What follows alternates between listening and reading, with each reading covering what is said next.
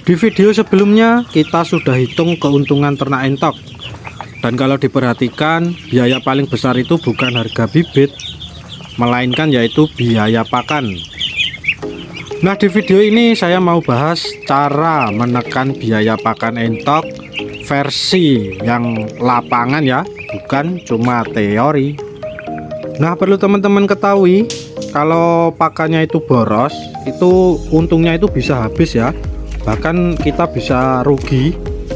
Tapi kalau pakannya itu salah, entok itu juga bisa sakit. Jadi target kita itu bukan pakan termurah, tapi pakan yang paling masuk akal.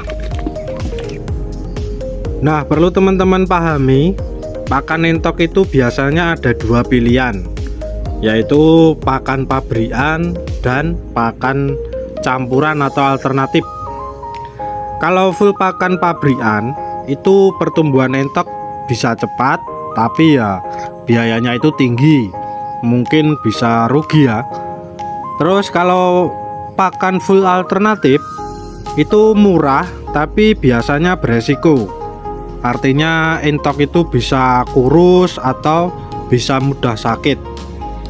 Dan menurut saya yang paling aman itu ya pakan kombinasi ya, antara pakan pabrikan dicampur dengan pakan alternatif, bukan pakan yang ekstrim. Artinya ya kalau alternatif jangan full alternatif, kalau pabrikan jangan full pabrikan.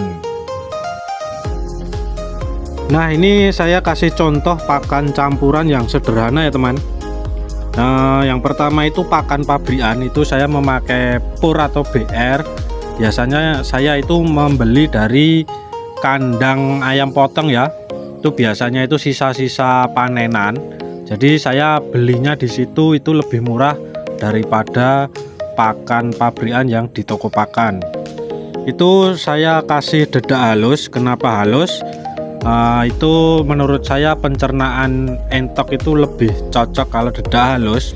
Terus saya campur dengan sisa nasi, itu bisa nasi di dapur kita, ataupun kalau saya itu sisa nasi yang ada di MBG atau SPPG ya, kita datengin SPPG, kita ambil sisa nasinya.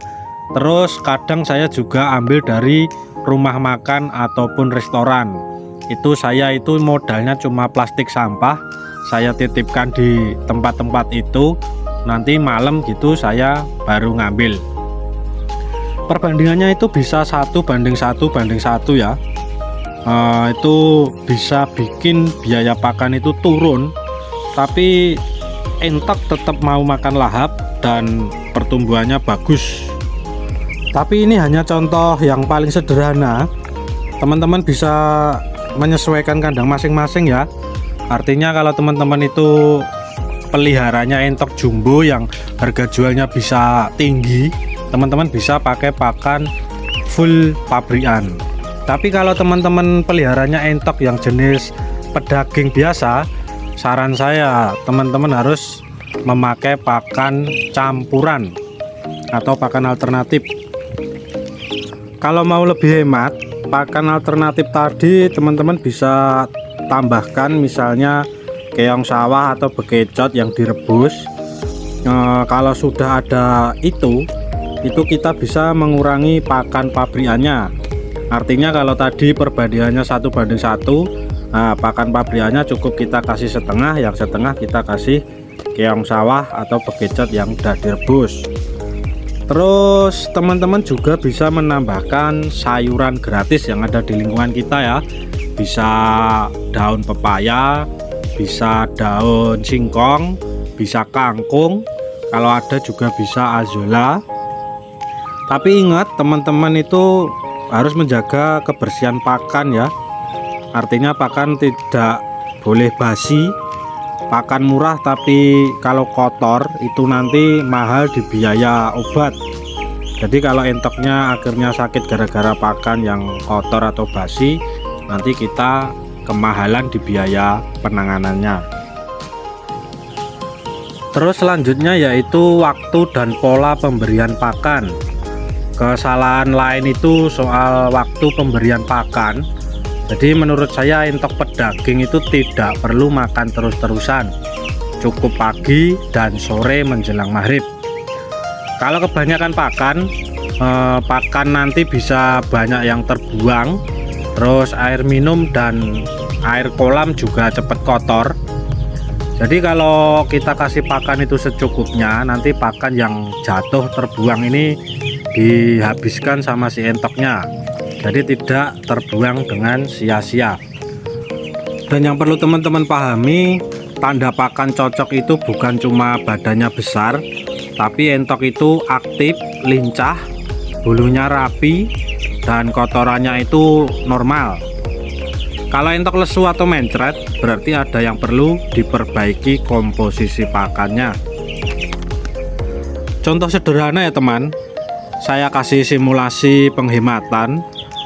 Jadi kalau kita pakai pakan full pabrikan, biaya pakan itu bisa 40.000 per ekor. Dengan pakan alternatif bisa ditekan jadi 25.000, selisih 15.000 per ekor. Nah itu kalau kita peliharanya 100 ekor, selisih hematnya itu sudah sangat terasa. Kesimpulannya yaitu menekan biaya pakan itu bukan soal pelit, tapi ya soal pintar mengatur. Lebih baik untung kecil tapi konsisten. Dan saya juga selalu mengingatkan kalau sekitar teman-teman itu nggak ada pakan alternatif, saya selalu menyarankan jangan ternak entok, karena saya pastikan kalau pakai pakan full pabrikan itu ternak entok pasti akan merugi, kecuali kalau kita ternak berdasarkan hobi. Nah oke teman, kalau teman-teman mau video lanjutan tentang skema ternak 50 atau 100 ekor, atau mungkin perbandingan entok jantan dan betinanya itu cocoknya berapa, tulis di kolom komentar lanjut gitu ya.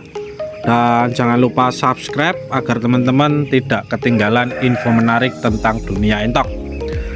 Menurut saya video kali ini cukup sekian ya. Jika ada salah kata saya mohon maaf. Saya Grebis Putra, saya tutup. Wassalamualaikum, salam ternak.